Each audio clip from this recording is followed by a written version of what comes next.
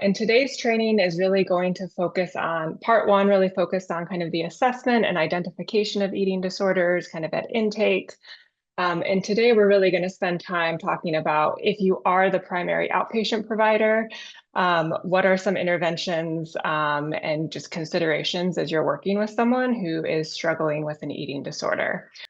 Just a brief introduction about me. So I currently work as a licensed clinical psychologist in a university athletic department. But I've worked in a variety of different settings. So previously, I've been at a university counseling center, at an outpatient clinic for eating disorders, and in graduate school, worked as a milieu house counselor at a partial hospitalization treatment for eating disorders. So really have worked across a variety of different settings with a variety of different access to resources and interdisciplinary care. I always like to share that I very much operate from an integrative theoretical perspective, but I'm very much grounded in attachment framework.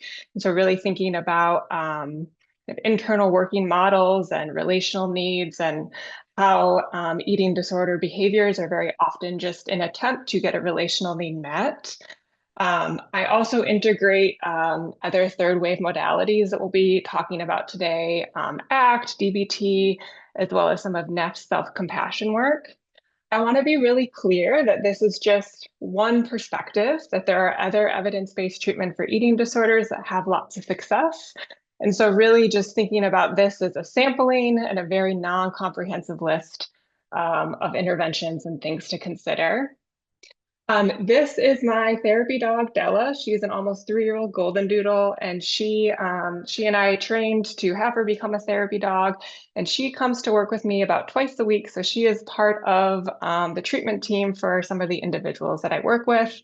She's really wonderful at offering grounding and just additional support and validation in only a way that a dog can. And so before we begin, I just think it's really important to recognize that this is an area where everyone has their own relationship with their body and eating. No one, no one can go around and say that they don't have a relationship. We all live in a body and we all live in a culture that very much has some pervasive unhealthy cultural norms. I often, will work with individuals and not to invalidate or dismiss how hard substance use recovery is. And there's a lot of comorbidity between eating disorders and substance use. But eating disorders there's a unique challenge in that the goal isn't to abstain. The goal is to figure out how to establish a relationship with food where they are able to nourish and thrive and socially connect with others.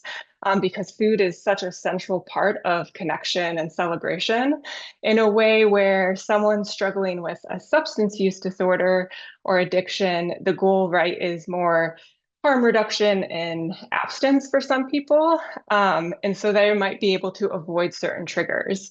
And this is just different with eating disorders because we have to eat multiple times a day to live and survive. And there are a lot of mixed messages about what healthy eating even is or what's desirable, and just wanting to acknowledge that. Because we all have our own relationship with our body and our own experiences and family messages, as well as societal messages, we walk into the room with our own biases, experiences, and perspectives.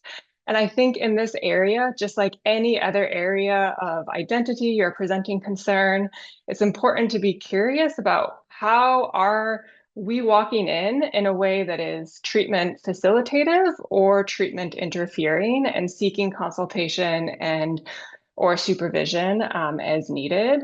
But to just recognize that it's just very layered and complicated, and just the importance of self-reflection and being aware of. I do like to just kind of get a pulse check on the audience and get a sense of where people are at. And so this is through Mentimeter. So if you want to, I invite people to engage and answer this question. You should see instructions to join at menti.com using the code 983 89496. So I'll just have you all take a moment. I'm going to just make my screen smaller here. And just wanting to get a sense of, you are meeting with an individual and you see on their intake paperwork that they are coming in presenting with eating or body image concerns. What are some of your initial thoughts, concerns? What do you feel most challenged by? Physical health and medical stabilization is the big one, especially on, I think can be especially hard as an outpatient provider, how receptive they are to treatment, avoidance, not having enough knowledge or skill, determining if it's a true eating disorder or OCD or both. Yes, there's a lot of comorbidity, our own perception of ourselves, how to balance safety, family support is big, transference, family engagement, building rapport during intake, working with binging along with borderline. And my hope in doing this is also just to validate and normalize that um, everyone has concerns and challenges, and there's a lot of overlap here. Wanting to, make sure you're using the right language, connect with the individual, establish rapport while also prioritizing safety, managing your own relationship with your body and own internalized maybe beliefs and impact of culture. And so my hope today is that we'll go through a few different interventions so that you're walking away feeling a little bit more equipped and confident to be able to sit with an individual. So as I mentioned earlier, the part one of this training really focused on kind of the diagnostic criteria and kind of really getting kind of at that assessment and different questions to ask at intake to get a sense of the severity of the eating disorder and behavior. And so we won't be really diving into that today. This is going to be very much an extension or, part two. But really wanting to just kind of briefly go over, the common eating disorder diagnoses in the DSM-5, and wanting just to make note that over the course of, an individual's illness, it's very common for individuals to have diagnostic crossover. So someone might, initially present with restricting subtype anorexia nervosa, but over the course of the illness, either, either at one point meet criteria for binge purge subtype, or might at some point meet criteria for binge eating disorder. I also think it's just really important to note that,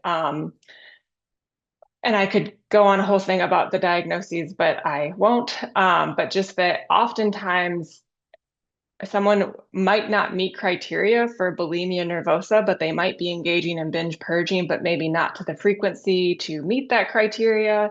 And so that a lot of individuals that we're working with are likely going to be diagnosed with OSFED or the other specified feeding or eating disorder. And the other thing I just wanted to make note of is I think body dysmorphic disorder is different than an eating disorder, but there can be comorbidity, just like there can be comorbidity with OCD and eating disorders, and that the kind of the experience of body dysmorphia is different than the distorted body image that somebody will experience, if it's with anorexia, bulimia, or OSFED. In that BDD is different in that there's typically a hyperfixation or emphasis on one specific body part, and then the body checking or repetitive behavior that they're engaging in is providing some temporary relief, similar to kind of obsessive compulsive disorder, whereas the distorted body image in an eating disorder is primarily going to be a very kind of global dissatisfaction with body shape, size, or weight. And there's a Venn diagram and there can be an overlap. So someone can have both distorted body image primarily with an eating disorder and experience body dysmorphic disorder with some with a specific body part and engage in body checking behavior. And there's overlap in the body checking behavior that an individual with BDD might engage in, as well as an individual with an eating disorder. But just wanting to name that, I think it's very common, at least for some of the individuals that I work with, that I think body dysmorphia has become maybe some common language that more individuals anecdotally that I'm meeting with are using to describe their experience. And I think it's important to assess, like what that experience is. But that I have found that in the last couple of years, it's often describing just that general sense of distorted body image and like negative evaluation of self. Um, and while you might have the experience where somebody is coming in with this being the primary reason, and it's on the intake paperwork. It's oftentimes comorbid with something else. And if we're not doing the assessment, we might not know kind of what their relationship with eating or body is. And that can then interfere with the treatment of the presenting concern. If that's depression, anxiety, or other pieces. So I want to invite you all today throughout the training to think of a specific case where eating and body image concerns have been a part of the presenting concern. This can be an individual that you're currently meeting with, or perhaps an individual that you've met with in the past. And just considering how you could apply the concepts or considerations discussed today, and then also recognizing, right, if there are things from today that you might want to adjust to like meet your client where they're at. And so just talking a little bit about eating disorder outpatient. In an ideal world, you might get a weekly 45 to 50-minute session. In a very ideal world, that individual could also work with an outpatient dietitian who specializes in eating disorder. And in a even more ideal world, that individual has had good experiences with navigating the healthcare system. I think the reality is that depending on insurance coverage, access to transportation, motivation for treatment, lots of different reasons, you may not have that weekly session. It's very hard, in my experience, if you're not already working in an office where there's interdisciplinary care, to find a dietitian who specializes in eating disorders. Who accepts insurance to have an individual be connected. And it's very often that individuals are coming in with negative or traumatic experiences in navigating the healthcare system, where they feel like they really have to advocate for themselves, or it's not uncommon for someone who is in a larger body to be told at their annual physical that they really need to go on a diet or cut out sugar or given extreme kind of dietary advice without any questioning or curiosity about their current relationship with food. And that individual might be engaged in a very vicious cycle of restriction or binging or over-exercising. And just recognizing kind of the internalized fat phobia in the medical healthcare system. And so that can all seem very overwhelming when we're the kind of primary provider, and how do we provide support, help the individual advocate for themselves, and prioritize that physical safety piece. And so really focusing on kind of what is within our control as a provider.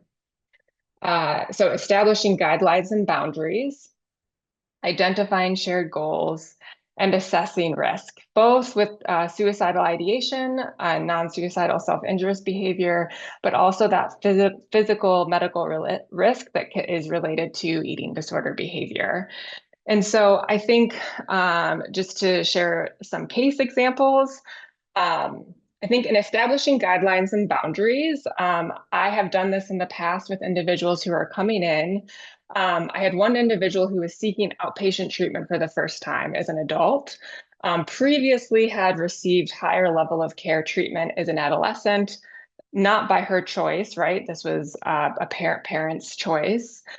So this was the first time that she was seeking treatment on her own.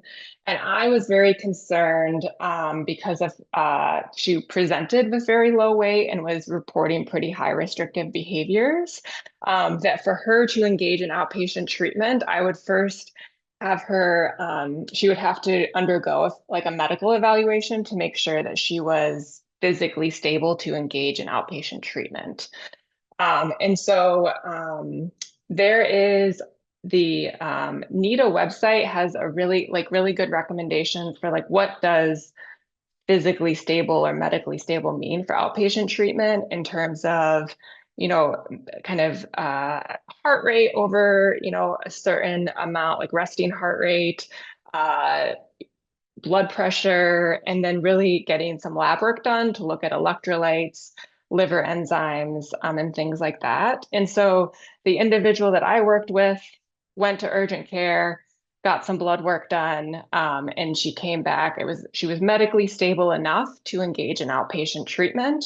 And we established kind of a guideline and boundary that, given where her weight was, if we engaged for the next 8 weeks and her weight trended down or at a certain point wasn't like trending upward to a more weight restorative kind of place to really increase kind of physical safety, that I would be giving her a higher level of care referral because it would be unethical for me to meet with her as an outpatient provider.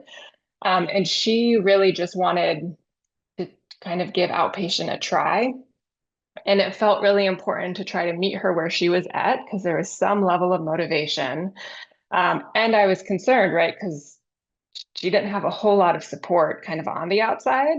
And so part of what we did then was that we scheduled her sessions purposely kind of during lunch hour. And so she would bring in lunch to session as well. And so there was some accountability piece there. And we kind of had ongoing conversations around those guidelines and boundaries, and she was able to engage. And while it was slow moving at first, it worked well. Like the best decision to honor autonomy while also helping her kind of shift behavior kind of in that 1 degree kind of increment. I think it's also really important to identify shared goals. Ambivalence is really normal in this presenting concern. And I think it's very common for individuals to come in um, who really want to decrease the binging behavior or feeling out of control around food. Um, but when really getting a comprehensive assessment, kind of seeing the cycle of the restricting and binging, and to decrease the binging behavior, one has to decrease the restricting. And that could be the actual physical restriction, that could be mental restriction, if there's really rigid food rules, and then you're feeling just shame and guilt or deprivation from having to follow those rules. If it's just not eating enough at, various intervals during the day. And so it's not uncommon for someone to come in and be like, I was doing great. I was eating really clean. I was feeling, the best I've ever felt, but now I'm feeling out of control. And I just need to go back to how I was feeling. And so providing a lot of psychoeducation around if we really want to feel the best and decrease the behavior that's causing distress, we're going to have to look at kind of the whole picture. There might be some negative impact, if it's causing relational conflict, um, impact kind of in job performance, where you might be able to get some buy-in or motivation, and that's where kind of the initial shared goal starts. And as a provider, I always share, right, that my priority is their safety and well-being. And so I'm going to hold that the long-term goal is to decrease eating disorder behavior.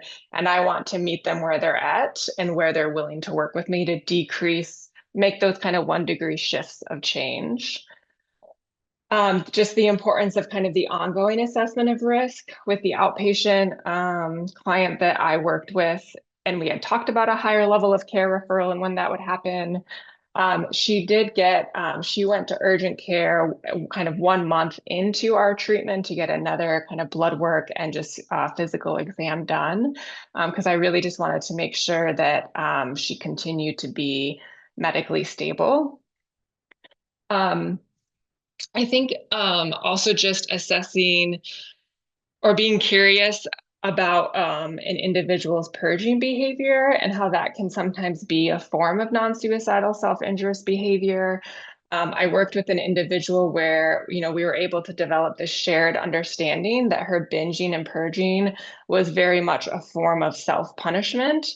And with that kind of shared understanding, developing kind of a coping plan for afterwards and kind of showing herself self-compassion and care, as well as then like how can we generalize that to like other times, so that you're not just showing yourself care after in some ways being very violent toward yourself, and really then kind of conceptualizing the relationship with the eating disorder as an abusive relationship and breaking that cycle. This is just, this comes from the Opal Food and Body Wisdom Disorder Treatment Center. This is kind of the nutritional goals. Um, I think this is just a really helpful visual of recognizing too that not everybody has access to dietitians, but it's very common for individuals to come in and be really tired and really want to just be able to eat without cognitive or physical distress. And while food freedom or intuitive eating are wonderful long-term goals, it's often an unrealistic kind of initial goal, that for kind of like if someone is engaged in chronic dieting behavior, um, our satiety and hunger cues go offline. And so part of the kind of treatment then is really increasing kind of that body trust and body connection, but we need those appetite cues to return. And so mechanical or sometimes robotic eating needs to happen. So early on in treatment, I've worked with individuals where it's, okay, the goal is to increase regularity of eating. And so your alarm on your phone, we're going to set it to go off every 4 hours as a reminder that you need to eat something. And that some of the GI distress that people might report, that the eating disorder voice can reinforce of, see, like I shouldn't be, like I'm eating too much. The GI distress, the bloating, the constipation, all of that is a normal response of a system kind of coming back online. Um, and as you can see, this kind of just goes through that as kind of certain goals are met, then the challenges also change. So initially in treatment, that physical discomfort and emotional reaction to food and challenging those cognitive distortions, or food rules, part of then the work done in therapy is really kind of thinking about how do we tolerate those uncomfortable or overwhelming feelings or sensory experiences that we're having in our body, while still making sure that we're taking care of ourselves. What does a meal or snack look like? What are some of the food exposures that we need to work toward? Recognizing that we're not doing this all at once, because this can, or like, we're not trying to completely overwhelm or drown somebody, but really thinking about kind of that initial managing physical discomfort and emotional reaction to food, creating some structure or schedule around a regular pattern of eating. And then as we kind of work on that, really then thinking about kind of what are the food fears, what are those food rules that are limiting you, how can we begin to kind of self-initiate those food challenges, um, and as how can we continue to build that kind of body trust as you're consistently kind of eating. So your body then is like, okay, like you're going to feed me again. I don't have to kind of send alarm bells or not know when, react as if I don't know when I'm going to get my next, meal or snack. And I think this can just be helpful to look at, especially if you don't have access, or if the client doesn't have access to a dietitian, of kind of some structure of where does kind of the focus of kind of the food fit into kind of the therapy process. We'll start with kind of going over some theory and interventions. So as I mentioned, kind of my foundation and groundwork is in attachment framework and interpersonal process. And so really thinking about, everybody develops an internal working model, thinking about, exploring what is an individual's expectations about themselves or beliefs about themselves. Does someone view themselves as worthy or unworthy, lovable or unlovable? What were their experiences with others?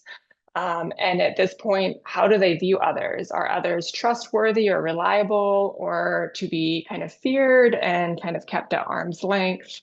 Have they learned that they really just need to do everything on their own? Is the world safe or a place where, again, like needing to retreat or isolate? How was this individual's relational needs met growing up? And how did they see that modeled?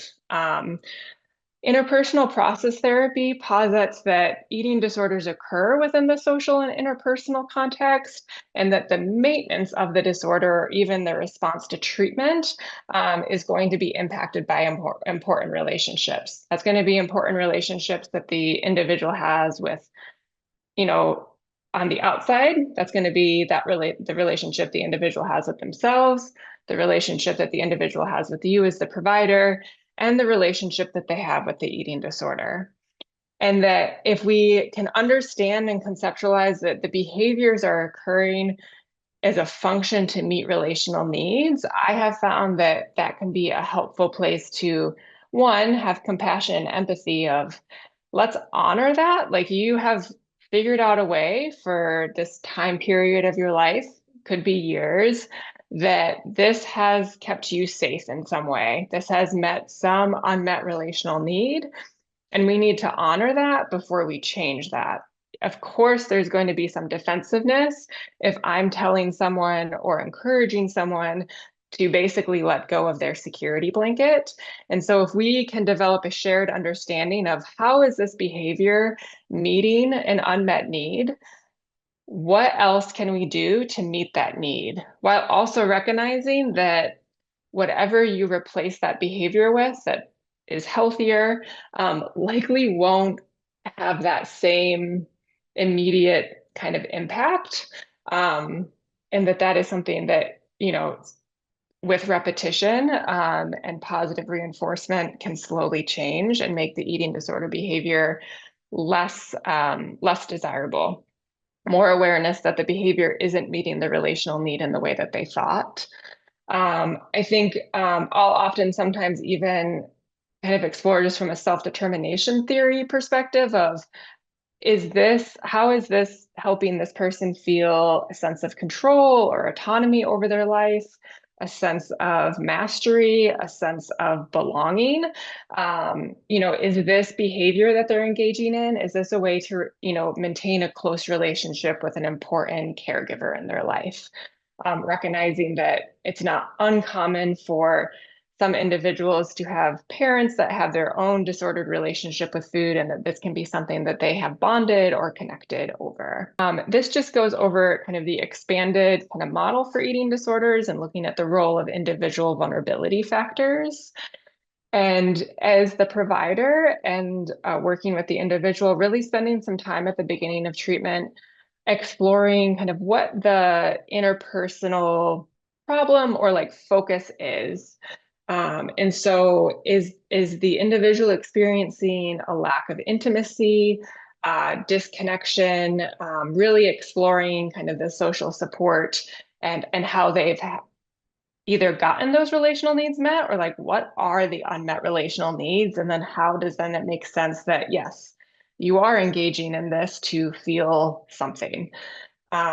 What are where are the interpersonal role disputes? What, like, if it's either a covert or overt conflict that's happening in an important relationship, but also just exploring broadly kind of the family culture and family dynamics, specifically around food and eating and body image. What were those messages growing up?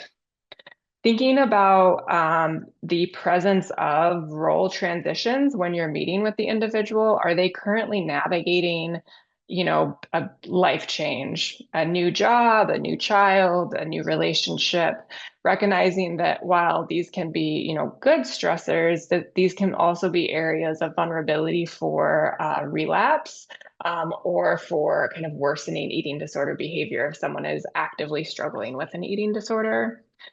Recognizing, you know, where there might be grief, either with a loss of a relationship, either through death or a loss of a relationship that an eating disorder may have interfered with.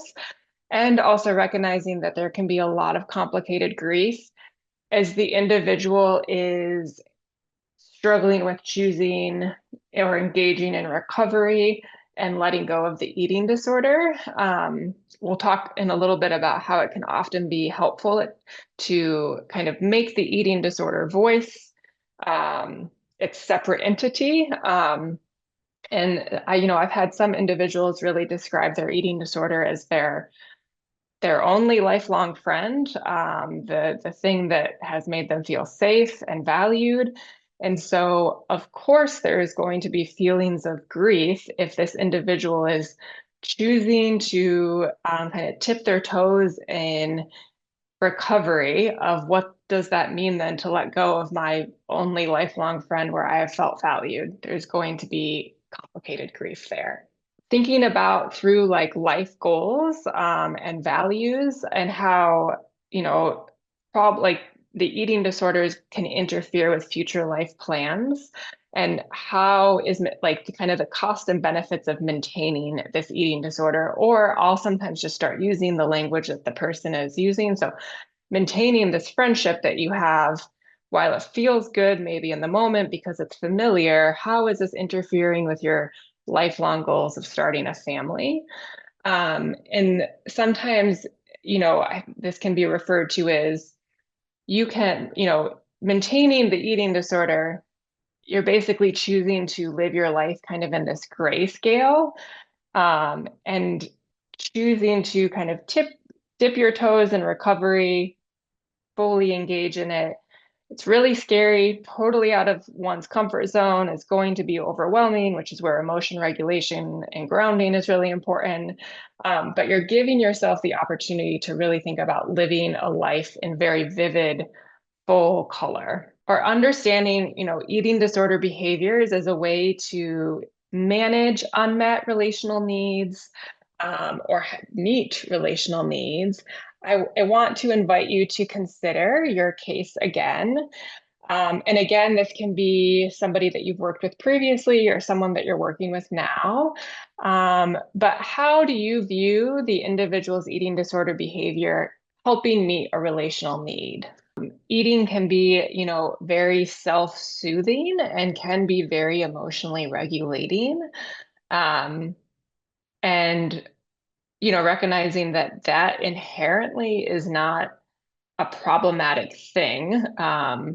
Emotional eating, it's called comfort food for a reason. If we're thinking about if we've had a bad day and if it's your grandmother used to make, cinnamon toast with white toast and butter and cinnamon and sugar, and that provides a sense of comfort.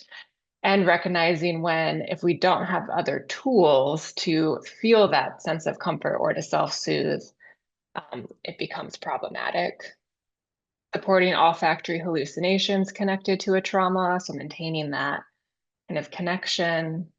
And so thinking about the role of clinician in an outpatient setting, and from like an IPT framework, but really kind of exploring and leaning into the ongoing opportunities for providing corrective emotional experiences.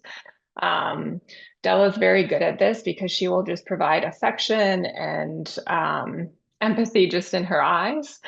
Um, and then co-creating an environment where honesty and transparency is responded to with compassion and curiosity. And so I think what I have found is that individuals who, experience ambivalence around recovery, which in my experience is most people, no matter how motivated they are, the pull of the eating disorder is very strong. That there might be some hesitation to share if they've engaged in eating disorder behaviors. And so really wanting to, again, to establish very early on, kind of in that guideline conversation, that I am going to be honest and transparent with them. And I invite them and encourage them to be honest and transparent with me. Um, and that allows me to better be able to help them. Because if I don't know if they're struggling with something, I don't like, how are we going to spend our time in a most valuable and effective way? And so this recently came up where I have been working with an individual for about a year now, and she, initially was sharing that one of her food rules for your food was liquid calories. That she was convinced that liquid calories would make her gain weight, and so she was not enjoying the things that she wanted to enjoy. So no coffee dates with friends because she wasn't able, or not enjoyable coffee dates because she wasn't ordering what she wanted. Um, no milkshakes in the summer, smoothies, things like that. And so we worked for a while, and she was ready to kind of start initiating some of these food exposures. And she came in and shared with me that she had ordered a smoothie, and that she was proud of herself, but that also she ended up engaging in a subjective binge later. And so this just reinforced that like this, liquid calories just are not going to fit within her meal plan. And so, I celebrated that, okay, you did the thing, you ordered a smoothie, you haven't done this in years. Um, Before we explore or process the subjective binge, tell me more about the experience of ordering the smoothie. What was that like? What did you order? And she ends up sharing that she ordered a smoothie, but she had replaced it like with everything. So she ended up ordering crushed ice and strawberries, which on a hot day, like that sounds like a refreshing drink, but I don't know if I would call it a snack or a meal replacement.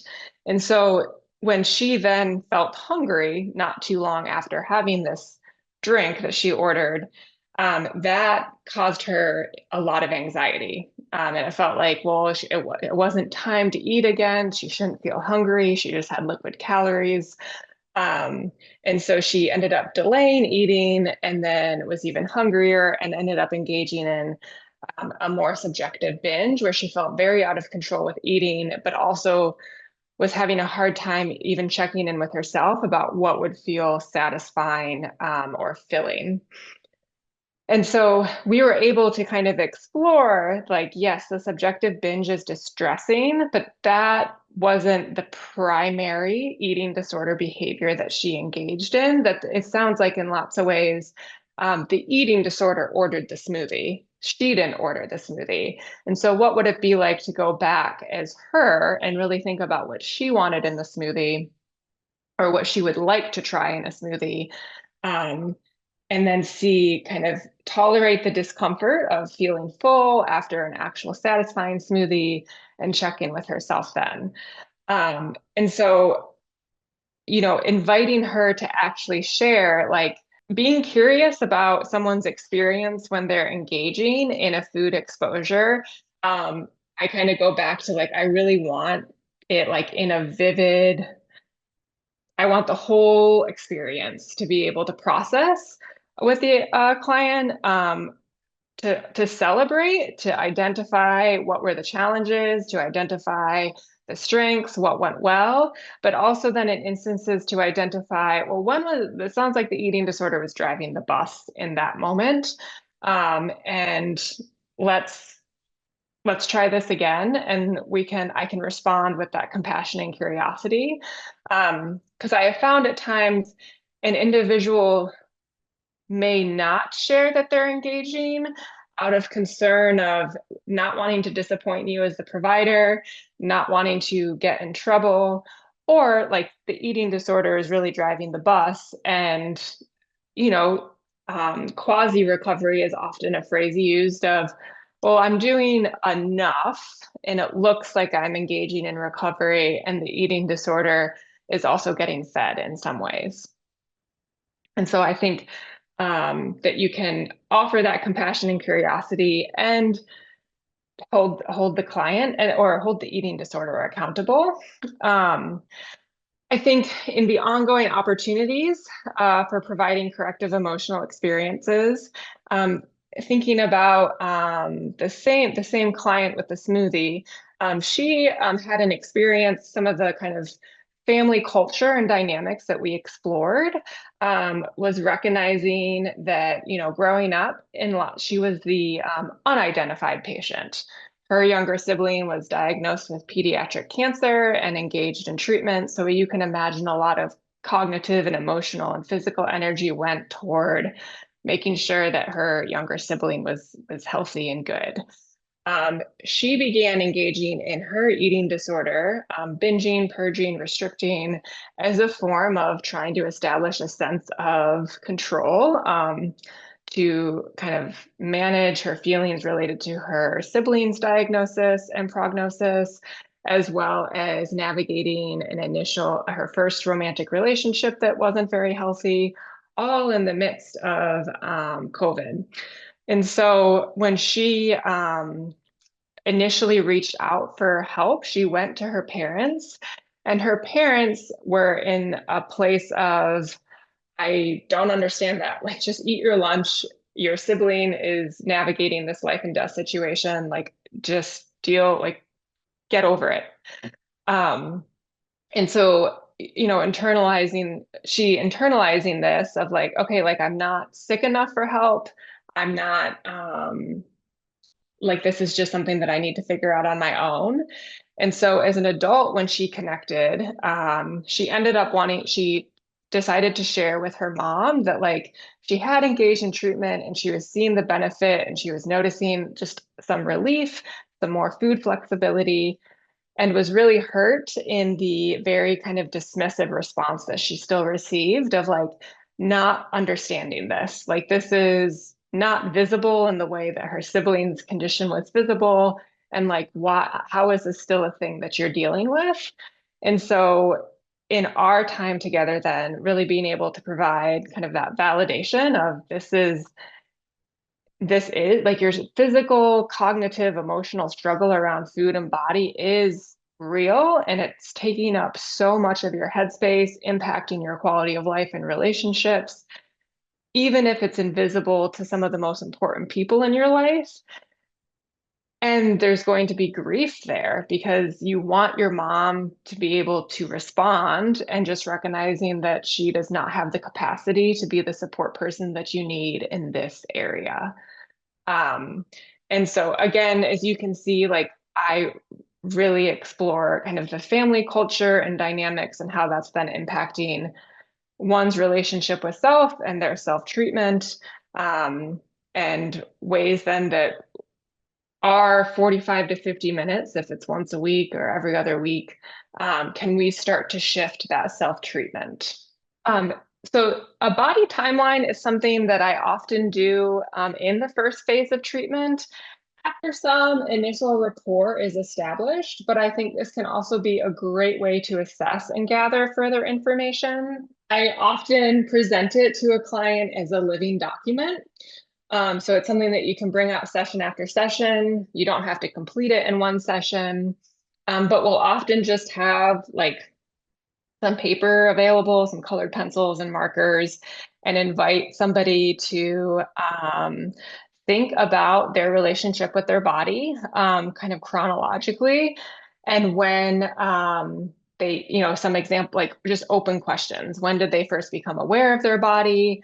What messages did they hear about their body or other bodies growing up? And again, just really kind of creating a space of kind of that curious, compassionate exploration of, oh, this makes sense. Because the reality is there can also be so much shame and guilt for engaging in the eating disorder behavior. And so if we can foster some self-compassion around you're taking care of yourself in the best way that you know how. And so part of our treatment is then honoring that and then identifying what are healthier ways. Um, Once a body timeline is complete, it can also be a helpful exercise to then have the individual write a letter to their younger self about thinking about the messages that they did receive. What would they want their younger self to have learned about their body, their value, their worth instead? And so that can be a helpful intervention after that is complete. And so I want to invite all of you either to engage as yourself or thinking about the case that you kind of chose at the beginning. Because I think it can be helpful to think about if I'm asking somebody these questions, have I thought about these questions for myself? And so, again, you can answer this as yourself. You can answer this based on the work that you've done with your client. But just taking a moment to think about what messages did you or your client hear about their body or other bodies growing up? And then also just, right, how might that impact then how they show up in the world and how they might treat themselves? The body image spectrum, this comes from a workbook that is available online that I have a link to that I can share. But I've also used this with individuals in the past to just get a sense of, where they might fall, recognizing that body image is a multidimensional and very dynamic construct that, develops and changes over one's life and can be very much influenced by family. Kind of that earlier family culture can be influenced by peers, romantic relationships, and our culture. And so I'll sometimes,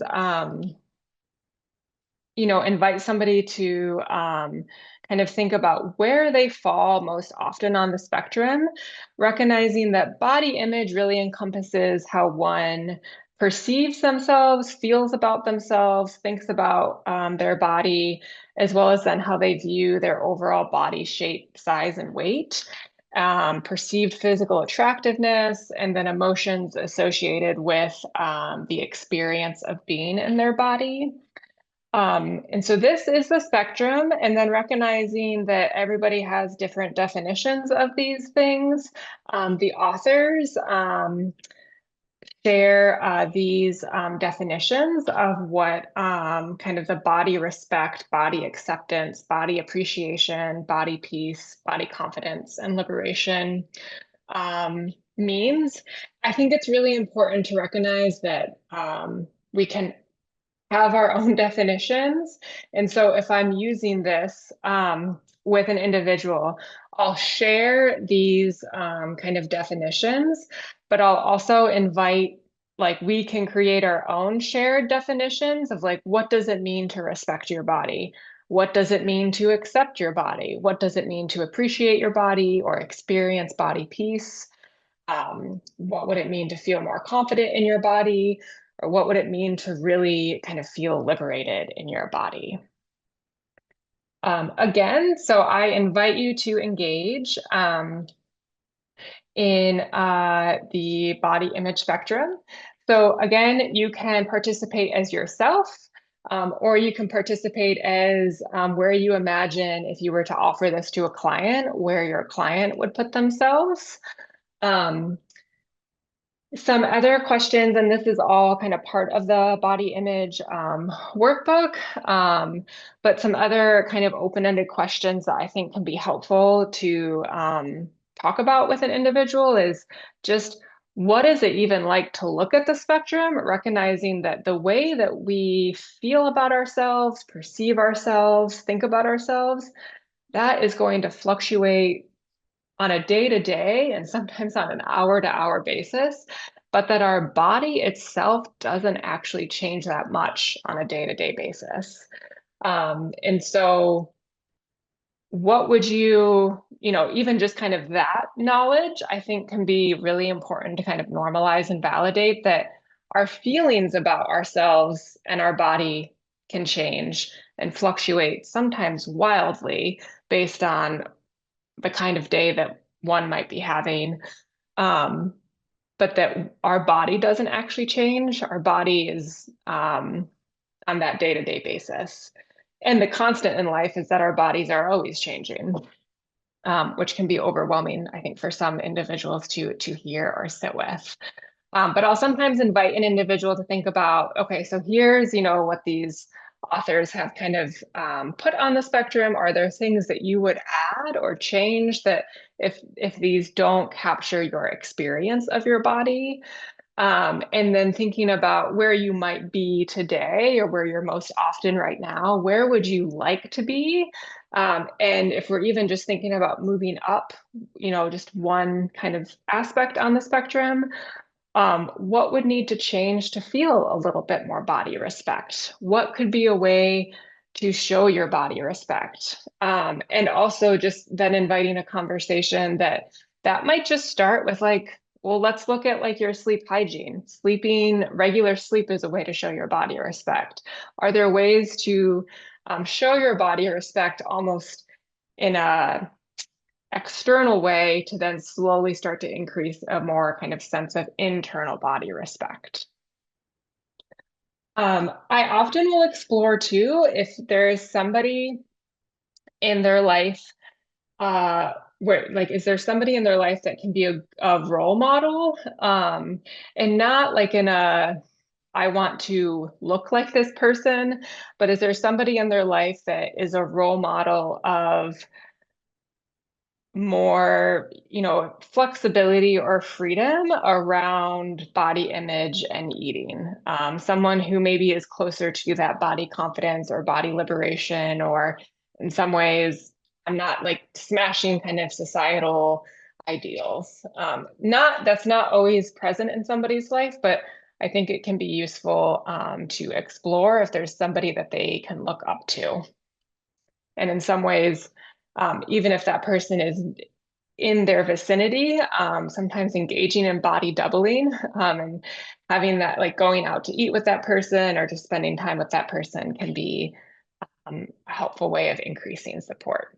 So we're going to transition a little bit to talking about acceptance and commitment therapy specifically for eating disorders. And so this is an evidence-based treatment for eating disorders. Again, as I mentioned in the beginning, there are many other evidence-based treatments that I will not be talking about today. And I'm not trying to say that one is better than the other, really just talking about different interventions that you can use. And so the primary goal of ACT is to increase psychological flexibility.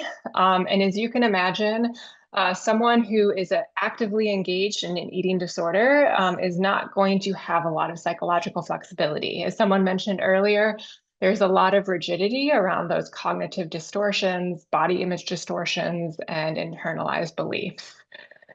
And so thinking about kind of these 6 tenets of ACT, kind of that acceptance, radical acceptance piece, this can be really hard at first because this is about kind of the willingness and ability to tolerate difficult thoughts or emotions, and recognizing and exploring with an individual how their eating disorder behavior can be a way to numb. And so why there might be a perceived benefit of, well, I won't feel the negative feeling. There's also this dullness of, and you won't really have full access to other feelings, joy, connection. Um, and, then the goal is, can we increase confidence in the ability to experience and tolerate those uncomfortable thoughts and feelings? And maybe in the beginning, right, that's just in the 45 minutes that you have with them in session. Are we able to sit with and acknowledge that there's some anger or grief or disappointment or rejection that is hard to sit with? I don't know many people who like to sit with those emotions or acknowledge or process. The cognitive diffusion I have found really helpful in work with eating disorders. And so this is the kind of idea of creating an intentional space from thoughts and feelings. And so that empowering the individual that they're in charge of the volume. And we'll dive into this in a little bit, but I have found that this can sometimes be less, this can require less cognitive energy than engaging in like active reframing or positive affirmations, especially when feeling triggered or activated. Being present, again, I think is challenging.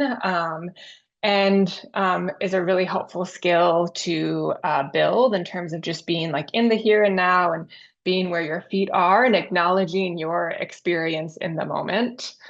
The self is context, again, just being able to notice your thoughts and not have your thoughts or your eating disorder in lots of ways like drive the bus. And then really exploring with the individual what their values are, what is important to them, and how is your eating disorder either allowing you to live in alignment with your values or not in alignment with your values.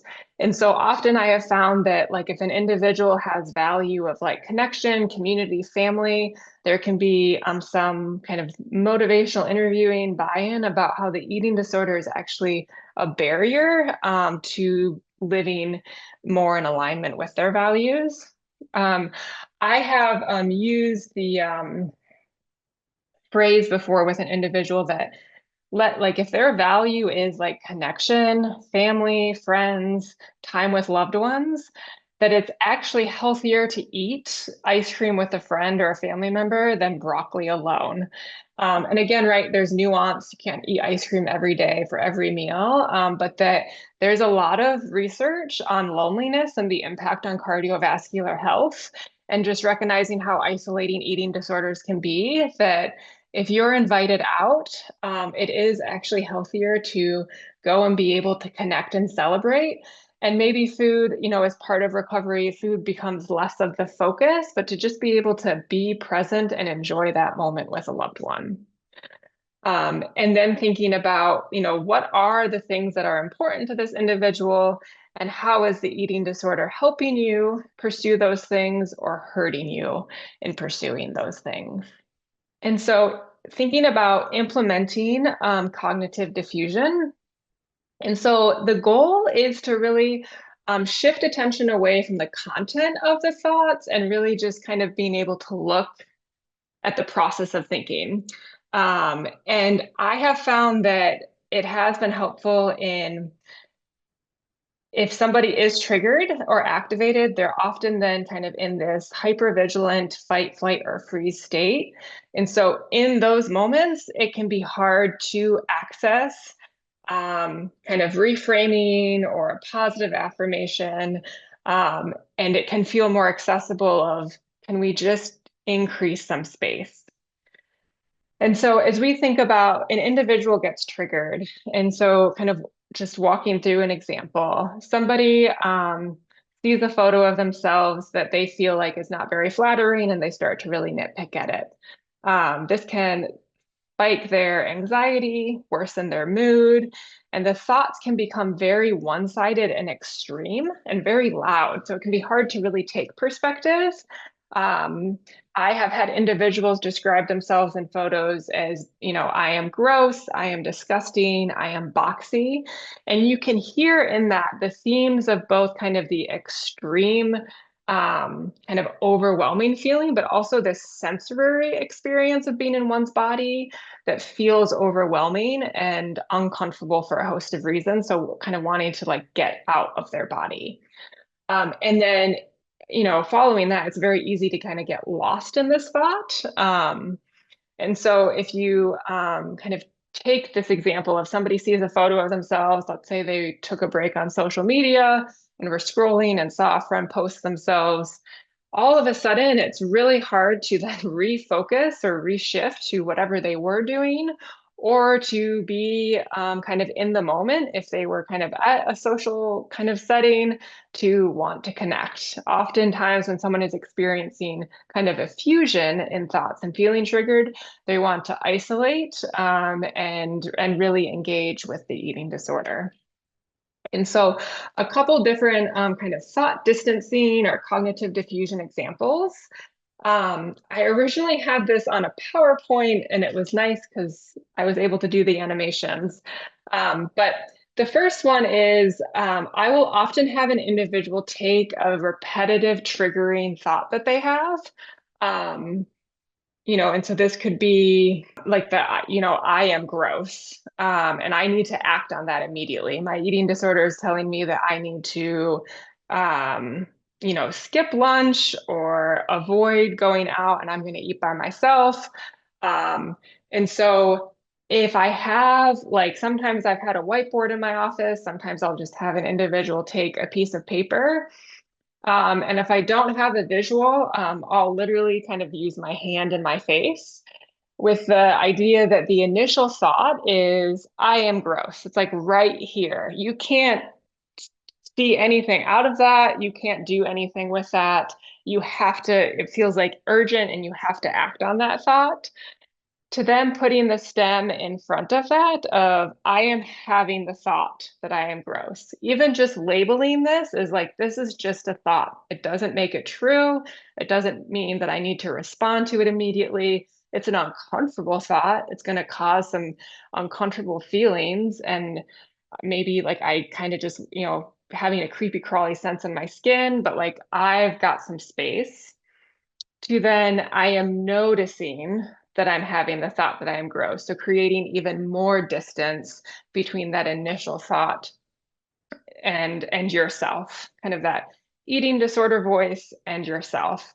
Because at times, right, it can just feel very enmeshed.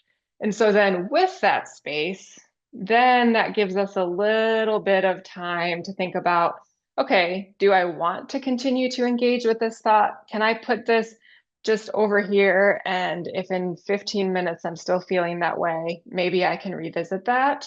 Or is there something else that I can do right now to take care of myself that I know when I've had this thought in the past has made me feel a little bit better? Is it possible for me to just change my clothes and just get more comfortable?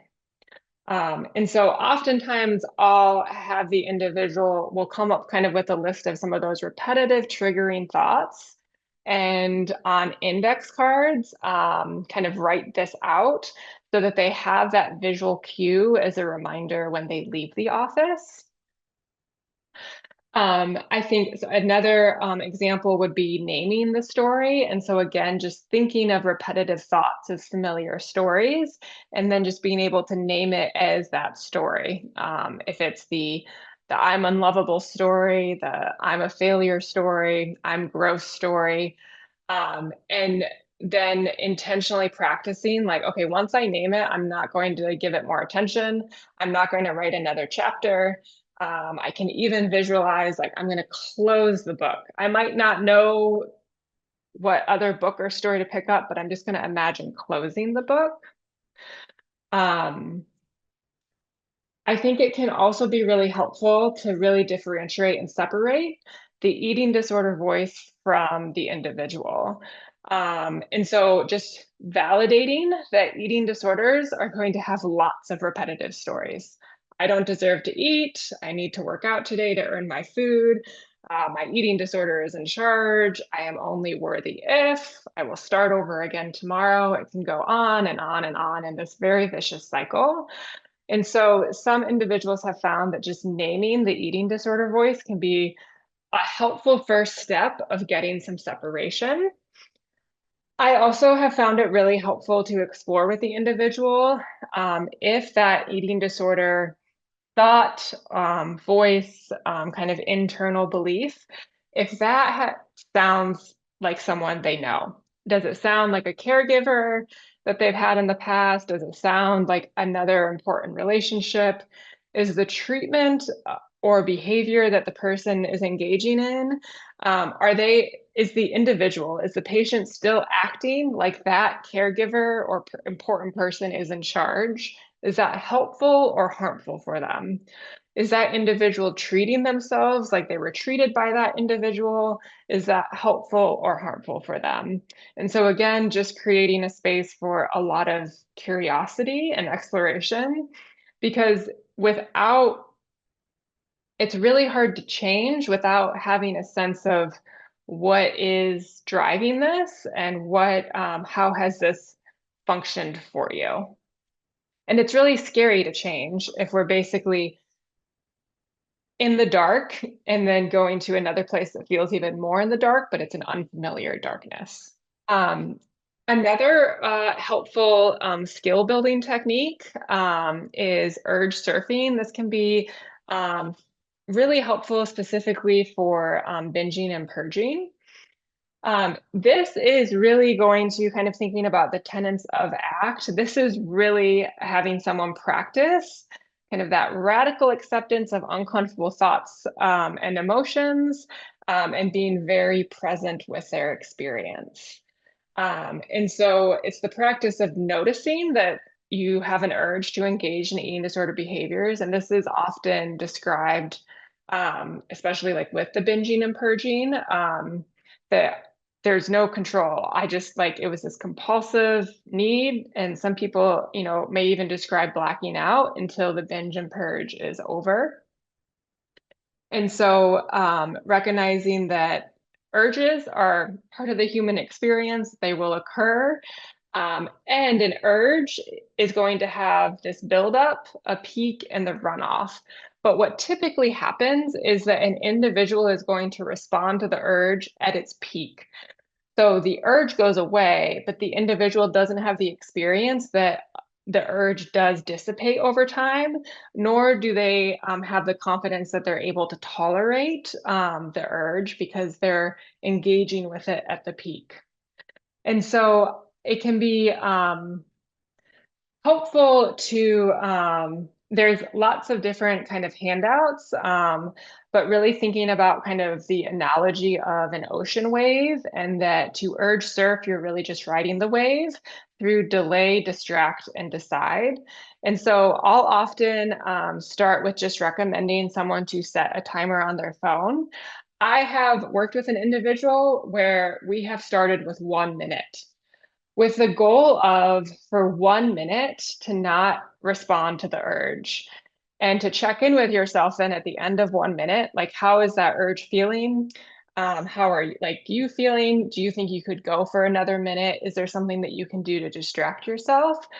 And all really lean into, if you can set your timer for 1 minute and then you decide to engage in the urge, that's still different because for 1 minute, you didn't. You're already creating some space. You already sat for 1 minute in the very uncomfortable, very, in some ways, like overstimulating experience of having this very strong urge. And so next time, can we try for 2 minutes, for 5 minutes, for 15 minutes?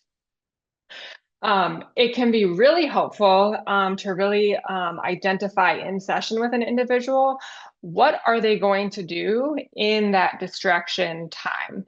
So if somebody sets a timer for 15 minutes, it's really hard to just look at a timer coming down for 15 minutes when that urge is really loud. And so coming up with a variety of different things that they can engage in, that again, they have written down, there's a visual cue, so they don't have to do extra, they don't have to expend extra cognitive energy when they're feeling distressed.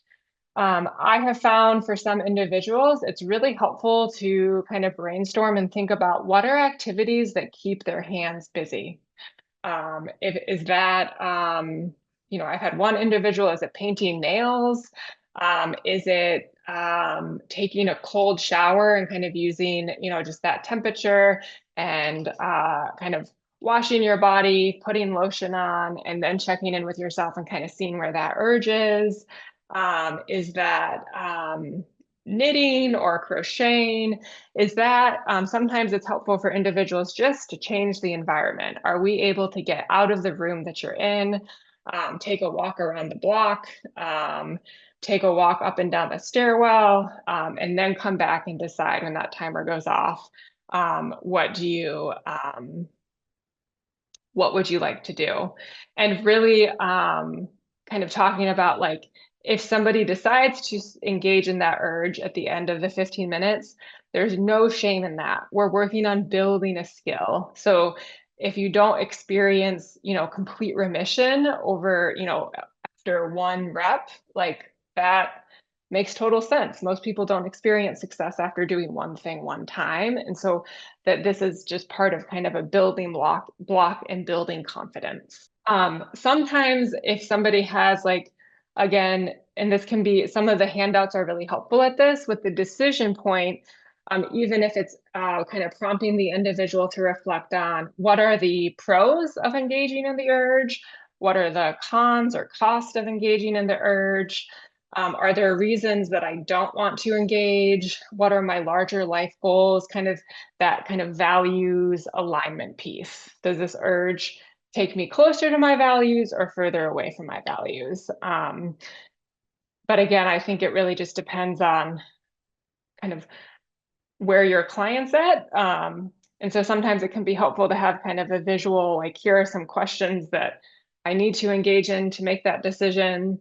And sometimes, but I think it's most helpful to really just start about like with brainstorming, what are my healthy distraction techniques? As I mentioned, and I think I've kind of integrated this kind of throughout today's talk, but I think self-compassion is just was so helpful for everyone, and being able to integrate it into the treatment of eating disorders, especially around just the like the shame and guilt that somebody can feel for having an eating disorder, for engaging with the behavior, for the loss of relationships, for the negative impact. I've had many individuals, come to me after years of struggling of, society views this as such a superficial issue or vain issue, and I'm not a vain or superficial person, and like this just is not in alignment, and there can just be so much shame. Like I don't want to have these thoughts or feelings. And so, again, kind of introducing the elements of self-compassion and the importance of self-kindness, especially when we are feeling like a failure, when we're suffering, when we're in pain, when we're feeling inadequate, and how showing your self-kindness in those moments can help interrupt shame spirals, but also just recognizing that that can be totally new and different from what was modeled or given to them growing up. And then even what what they're currently doing or seeing in their peer group relationships. And so it can be completely out of somebody's comfort zone. This sense of common humanity versus isolation, just recognizing that eating disorders are so isolating, and that it can feel at times that the individual is alone with their painful experience, and recognizing that there are ways that kind of that pain and suffering can be very connecting, and that an individual doesn't have to suffer alone, as well as then this, mindfulness and kind of being present focused versus more of that fusion with thoughts or over identification with thoughts. And so these exercises come from Kristen Neff's Self-Compassion website. It's a wonderful resource. She's got a lot of different audio guides, a lot of different kind of handouts for clients and clinicians to utilize. I have also found that utilizing a picture of one's younger self can be helpful in navigating triggers and maintaining motivation. Specifically, can often be helpful kind of with accountability at meal times. And so I'll often invite an individual to choose a photo of their younger self. And if that is too painful or challenging, I'll invite them to select a picture of if they have a younger family member, sibling, niece, nephew, cousin, but a picture of it, a younger child, and really like pulling out that picture when they have to engage in a recovery behavior, if that's eating, a meal or engaging in a food exposure or fear food. Um, and thinking about what messages would you want this child to be surrounded by? Um, how is engaging in this recovery focused action helping this younger child receive the care, love, compassion that maybe they didn't get to receive growing up?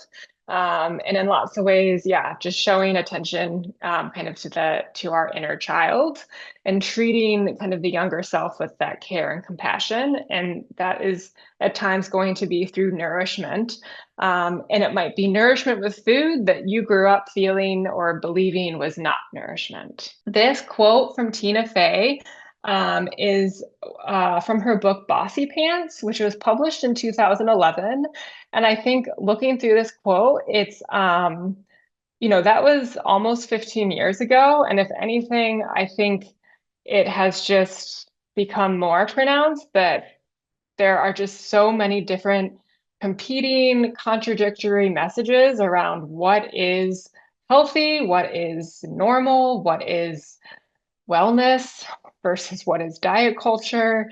And just wanting to share this to, I think, acknowledge just this is the water that we're all navigating. And I think it can be then especially difficult for somebody recovering from an eating disorder to even like be able to come up with a clear answer or definition of what is healthy and normal when the reality is oftentimes what is going to be healthy is going to be very counterculture to what is currently in some way what has always been in the water. I have found that it's really, and I talked a little bit about this kind of in the assessment training in December, but really getting a sense of what messages the individual is currently consuming. What are they surrounded by, and getting a sense of how much time they're spending on social media. What does their For You page look like? How do they feel after spending time on social media? What accounts are they following? What side of the algorithm are they on? And recognizing that eating disorders are very shape-shifting. And so being very mindful and aware that so I'm currently working with an individual who came in with a history of restriction and binging and purging. And she, is reporting feeling, significantly more food freedom and flexibility.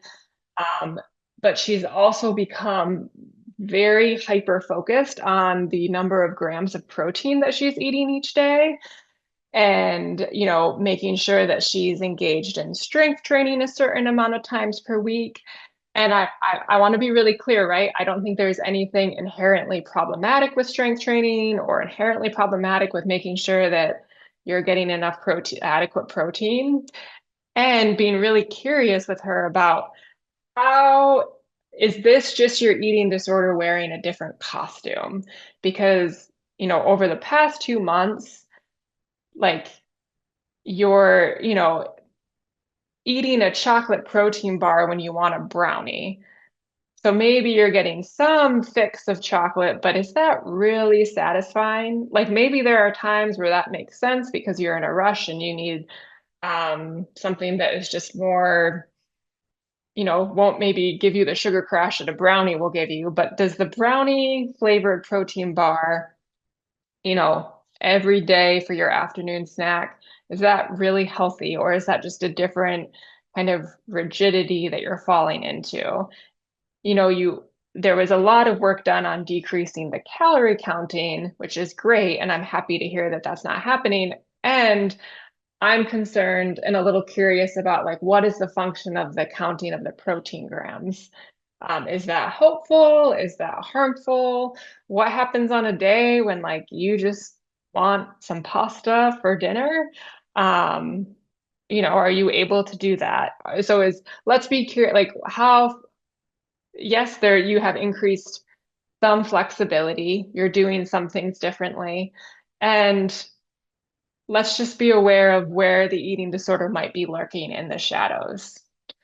Um, and so I think just the ongoing assessment, and being curious about a person's experience as they're, engaging in food exposures or trying new things, that it's not, I think I heard a phrase earlier, that the kind of eating disorder to it's wellness culture or gym girly or bodybuilding pipeline is I think is very real in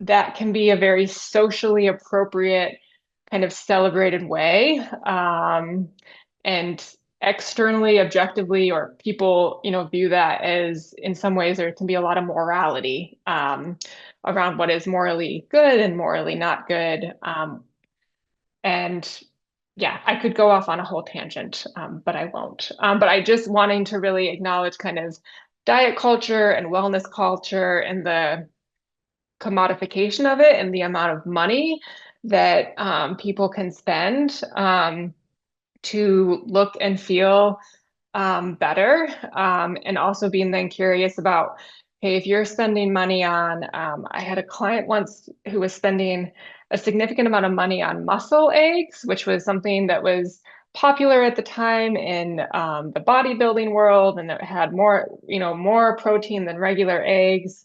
Um, is this like, is there something else that you would want to be spending your money on, or would be more in alignment with your values or desire to kind of travel and see the world? And are there ways that we can shift away from that? These are some helpful resources that I often use with clients. The Body is Not an Apology also has a workbook. So you can kind of read the book and have the workbook, do the workbook at the same time with your individuals. Body Kindness is by a dietitian, and it's a lot about kind of that countercultural, anti-diet culture approach and food flexibility and food freedom, and living with your body and other things you hate, has some wonderful kind of interventions and discussions specifically around body image. And then the Courage to Nourish Body Image workbook, that's the link to the body image spectrum. And I'll make sure to save or to share that with you all so you have access to that. These are some really helpful social media accounts. So I'll often do an assessment with individuals about like what are they seeing on social media. These are Instagram handles, but most of these individuals also have TikTok pages with the same handle. And so for clients, this is a mix of dietitians and mental health professionals, as well as a food scientist who does a lot of really good videos on debunking some of the wellness culture, food demonization that is very prevalent right now. And so I have found, right, that maybe it's not realistic to completely delete social media for a time, but are there ways that we can add some more helpful accounts? So even as you are scrolling, can you have a message that is more affirming of recovery? And then Therapy with Mar is a page that I have found is very helpful for clinicians. She's got a lot of wonderful resources. And then this is one of my favorite quotes about recovery. I am unable to find who originally said this. So if anyone knows, please let me know. And I would love to be able to credit the original person who shared this, but just that recovery is not a destination where one day you will wake up and feel fixed, but rather it is a slow mending process that follows an imperfect line where progress is made over time. Along the way, your eating disorder will make its presence known as it fluctuates between being very quiet or very loud, and use this as reassurance that you are healing by the mere fact that you are aware of the sound it makes and in charge of the volume. I've often spoken with individuals too about, and this can be a controversial intervention or take, but I think applying some harm reduction principles from the kind of the substance use world can be really applicable in eating disorder recovery. And I sometimes have spoken with individuals where it's like, you have tried everything, right? And you are really struggling. And like your quality of life, you like are like it's not where you want it to be. And so, what if we just experimented? What if we just gave recovery a try with almost this like free pass of, and if you really hate it, like you can always go back to your eating disorder like that, like you have autonomy and free will and choice. But this is like the one thing that you haven't yet given yourself the opportunity to really engage with. And so let's just experiment. Um, I've sometimes done this with individuals who will break it down to even like more like day by day segments of I had an individual I was working with who was able to, when she went on vacation, it was like freedom from her eating disorder, and she could just really be present and like enjoy. And so it was like, okay, well, let's choose one day a week where like you go on vacation and you just wake up and you imagine that this is just another travel day. What feels different? How can we implement some of that vacation kind of freedom mentality into your day to day? And so I think, again, just being meeting clients where they're at, but also really honoring their autonomy. And is there a way where can you are deserving and worthy to give yourself the opportunity to try this thing, and you've tried everything else. So it's just one more thing to try. And you're not going to have, an immediate good outcome 24 hours later, but really giving yourself like a fair kind of fighting chance. Um, that is all I have for you today. These are some selected references.